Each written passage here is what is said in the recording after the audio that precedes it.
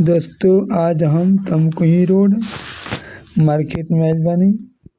आज हम अपन फल फ्रूट के दुकान पे फल लेवे के बा, तनी जूस बनवा के पिए के बा। तो आज हम दुकानी पे बानी फ्रूट के। तो दोस्तों कहे के बात हमरा ई बा,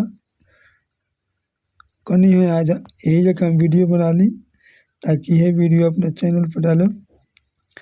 तो आज हम ई वीडियो बना के बहुत ज़रूरी समझ ले बानी, काहे से कि इस वीडियो हम कहियो नहीं डाले। तो हम आज ये वीडियो डाले के सोचा था नहीं।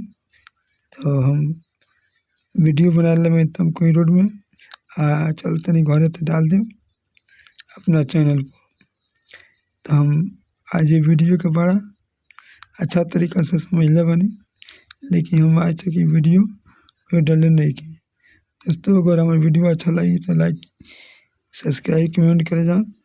कमेंट में हमारा ये पता लगे कि हमारे वीडियो क्यों देख बा और मार्केट के वीडियो हम फिर ऐसे ही बना के जाके डालते रहे। दूर दूर के वीडियो बना के डालो, हमारा के लोग सपोर्ट करी।